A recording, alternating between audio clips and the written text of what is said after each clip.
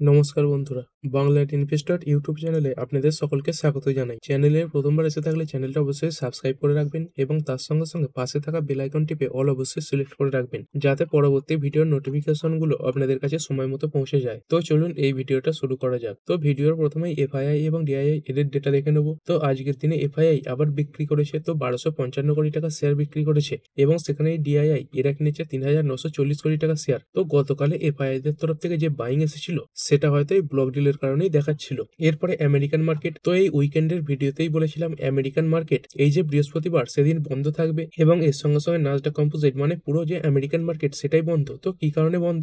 কারণ এই যে উইকটা এটা চলছে হ্যাপি থ্যাঙ্কসগিভিং উইক এবং আজকের দিনটাই হচ্ছে এই হ্যাপি থ্যাঙ্কসগিভিং ডে। তো এই কারণে আমেরিকান যে বাজার সেটা কিন্তু বর্তমানে বন্ধ রয়েছে। আর এই আমেরিকাতে রেট কাটের সম্ভাবনা কত রয়েছে? তো দেখতে পাচ্ছেন এই যে সম্ভাবনা সেটা গতকালের থেকে বেড়েছে, তো এখন বর্তমানে রয়েছে এই 84.7%। তো এর আগের দিনে কত ছিল? আগের দিনে ছিল 83.4%। তো আস্তে আস্তে রেট কাটের যে সম্ভাবনা সেটা কিন্তু হায়ার পজিশনেই যাচ্ছে। তারপরে আমাদের গিভ নিফটি, তো এটা তো এখনো ভালো সংকেতই দিচ্ছে। দেখতে পাচ্ছেন 0.13% উপরে রয়েছে, এই 26,400 উপরে এখনো ট্রেড করছে। মানে এই গিভ নিফটির দিক থেকে সেরকম কোনো নেগেটিভ সংকেত কিন্তু পাওয়া যাচ্ছে না। আর এরপরে যদি কথা বলি কিছু কোম্পানির ব্যাপারে, তো একটা স্মল ক্যাপ স্টক, এটাকে অবশ্যই নজরে রাখবেন। কি কারণের জন্য? কারণ এই ভারতের কিছু ক্রিকেটার এবং এই ক্রিকেটের সঙ্গে যুক্ত ব্যক্তি এই কোম্পানিতে ইনভেস্ট করে রেখেছেন। তো কাদের কাদের নাম আছে এখানে দেখতে পাচ্ছেন, এই রোহিত শর্মা, তার সঙ্গে সঙ্গে শ্রেয়াস আয়ার এবং তিলক বর্মা, এদের নাম কিন্তু দেখা যাচ্ছে এবং এর সঙ্গে সঙ্গে আরো কিছু ব্যক্তি এই কোম্পানিতে কিন্তু ইনভেস্ট করতে চলেছেন যারা এই ক্রিকেটের সঙ্গে সরাসরি বা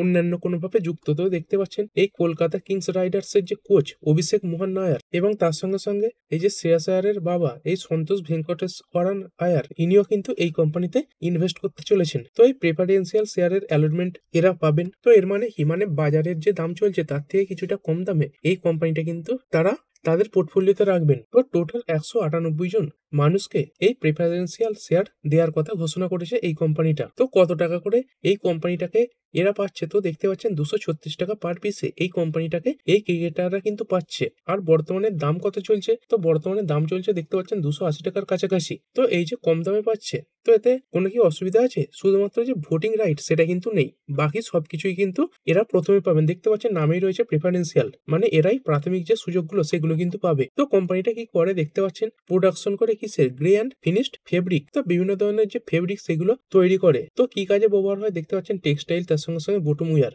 এইগুলোতে ব্যবহার করা হয়। তো খুবই ছোট সাইজের একটি কোম্পানি, মার্কেট ক্যাপ দেখতে পাচ্ছেন 617 কোটির মার্কেট ক্যাপ রয়েছে। আর এই ইনভেস্টর ক্যাটাগরি কেমন? তো একদমই ছোট কোম্পানি। তো এখানে প্রমোটার এবং পাবলিক এদেরকেই কিন্তু দেখা যায়। তো দেখতে পাচ্ছেন এই যে প্রমোটার এদের কাছে 75% এর কাছাকাছি শেয়ার রয়েছে এবং পাবলিক এদের কাছে রয়েছে 25% এর কাছাকাছি।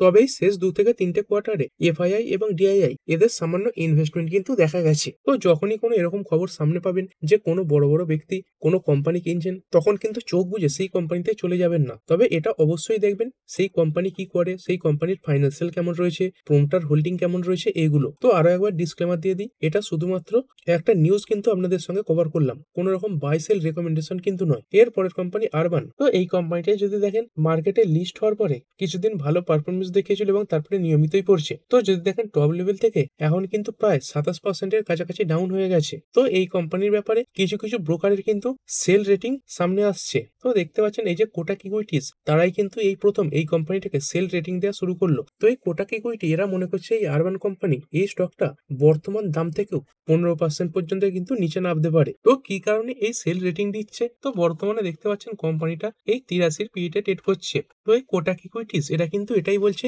যে এই ভ্যালুয়েশনে কোম্পানিটা কিন্তু জাস্টিফাই করে না, মানে অনেকটা হায়ার ভ্যালুয়েশনে মার্কেটে ট্রেড করছে। তো এই কারণে কিন্তু সেল রেটিং দিচ্ছে। এরপর একটি company lemon tree hotels limited, তো এই কোম্পানির জন্য কি খবর সামনে আসছে? তো এই কোম্পানি দুটো জায়গায় এই যে লাইসেন্স এগ্রিমেন্ট সেটা সাইন করেছে। তো কোথায় কোথায় করেছে? দেখতে পাচ্ছেন এই সুরাট, গুজরাটের যে সুরাট এয়ারপোর্ট রয়েছে সেইখানে করেছে। তো সেখানে কি থাকবে? দেখতে পাচ্ছেন 110খানা ওয়েল অ্যাপয়েন্টেড রুম থাকবে, তার সঙ্গে সঙ্গে রেস্টুরেন্ট, তার সঙ্গে সঙ্গে বাংকার থাকছে, তার সঙ্গে সঙ্গে মিটিং যে ফেসিলিটি এগুলো থাকবে। তার সঙ্গে সঙ্গে দেখতে পাচ্ছেন আরো যে বিভিন্ন জিনিসপত্রগুলো, যেমন সুইমিং পুল, স্পা রয়েছে, তারপরে আদার পাবলিক এরিয়া রয়েছে।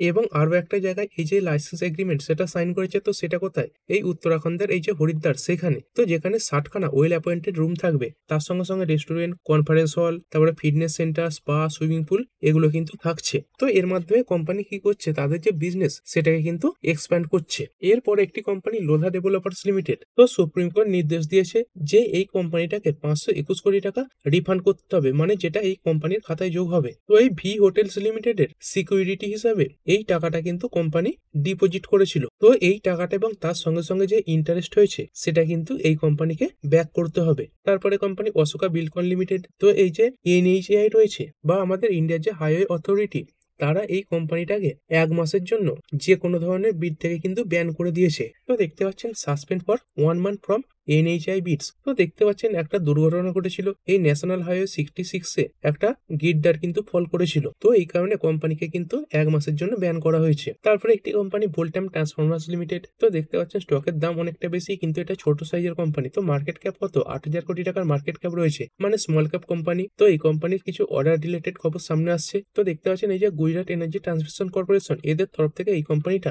এই 85 কোটি টাকার অর্ডার পেয়েছে। তারপরে এই নেকটার লাইফ সায়েন্সেস লিমিটেড, তো কোম্পানি বোর্ড মিটিং বসাতে চলেছে এবং যেই বোর্ড মিটিং এ কোম্পানি এই বাইব্যাকের ব্যাপারে ঘোষণা করতে পারে। আর এই বোর্ড মিটিং কবে রয়েছে দেখতে পাচ্ছেন, এই বুধবার, এই ডিসেম্বরের 3 তারিখে কোম্পানি কিন্তু বোর্ড মিটিং বসাতে চলেছে। তো এই কারণে কোম্পানি এই যে ট্রেডিং উইন্ডো সেটা বন্ধ করে দিয়েছে, মানে কোম্পানির সঙ্গে যুক্ত বিভিন্ন ব্যক্তি এই নভেম্বর 27 থেকে এই ডিসেম্বরের 5 তারিখ পর্যন্ত কোনো ধরনের ট্রেডিং এ কিন্তু অংশগ্রহণ করতে পারবে না, মানে এই কোম্পানিতে কোনো রকম ট্রেডিং বা ইনভেস্টিং এইগুলো কিন্তু করতে পারবে না। তো কি হয়, অনেক সময় কোম্পানির ভেতরের লোকজন এই যে ইনসাইডার ট্রেডিং সেটা করার চেষ্টাও করতে পারেন। তো সেই কারণে কিন্তু এই যে ট্রেডিং উইন্ডো সেটা ক্লোজ করে দেওয়া হয়। এরপরে যদি কথা বলি এই বিভিন্ন নেটওয়ার্ক অপারেটররা, তো এরা তাদের যে রিচার্জ প্ল্যান সেটা বাড়াতে চলেছে। তো এর মধ্যে তো অনেকে সার্ভাইভ করতেই পারেনি। তো বর্তমানে রয়েছে এই ভোডাফোন এবং আইডিয়া, এরা একসঙ্গে মিশে গেছে। তার সঙ্গে সঙ্গে বিএসএনএল, যা হোক টিকে রয়েছে, তারপরে এয়ারটেল রয়েছে এবং জিও রয়েছে। তো এরকমই খবর সামনে আসছে এই ডিসেম্বর মাসের প্রথম দিক থেকেই এই এয়ারটেল, তার সঙ্গে সঙ্গে ভোডাফোন, এরা কিন্তু তাদের যে রিচার্জ প্ল্যান সেটা বাড়াতে পারে।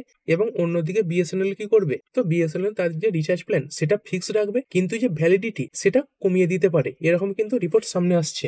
আর এরপরে গোল্ড এবং সিলভার, তো গোল্ডে সামান্য পতন দেখা গেলেও সিলভারে কিন্তু ভালোই তেজি দেখা যাচ্ছে, মানে সিলভারে এই যে ডিমান্ড সেটা ফিরেছে। তো কালকেও দেখতে পেয়েছিলেন প্রায় 3 থেকে 3.5% কাছাকাছি বেড়েছে, মানে 5,000 টাকার কাছাকাছি, এবং আজকের দিনেও এই 1260 টাকার কাছাকাছি কিন্তু তেজি দেখা যাচ্ছে। আর এরপরে বিটকয়েন, তো বিটকয়েন আজকের দিনে সামান্য রিকভারি করে এই 90,000-এর উপরে উঠে কিন্তু ট্রেড করছে। তো ঠিক আছে বন্ধুরা, আশা করছি ভিডিওটা আপনাদের ভালো লেগেছে। আপনি চাইলে এটাকে লাইক এবং শেয়ার করতে পারেন। আর শেয়ার মার্কেট সংক্রান্ত ডেইলি নিউজ আপডেট পেতে চ্যানেলটা সাবস্ক্রাইব করে রাখবেন এবং পাশে থাকা বেল আইকনটি টিপে অল অবশ্যই সিলেক্ট করে রাখবেন, যাতে পরবর্তী ভিডিওর নোটিফিকেশন আপনার কাছে সময় মতো পৌঁছে যায়। আর হ্যাঁ, ভিডিওটি শুধুমাত্র ইনফরমেশন এবং এডুকেশনাল পারপাসের জন্য বানানো হয়েছে। আমি সেবি রেজিস্টার্ড নই, তাই কোনো প্রকার শেয়ারে কোনো প্রকার বাই, সেল, হোল্ড বা অ্যাভারেজ করার কোনো সিদ্ধান্ত নেওয়ার আগে আপনার যে ফাইন্যান্সিয়াল অ্যাডভাইজার আছে তার সঙ্গে অবশ্যই আলোচনা করবেন। দেখা হচ্ছে পরের ভিডিওতে। ধন্যবাদ।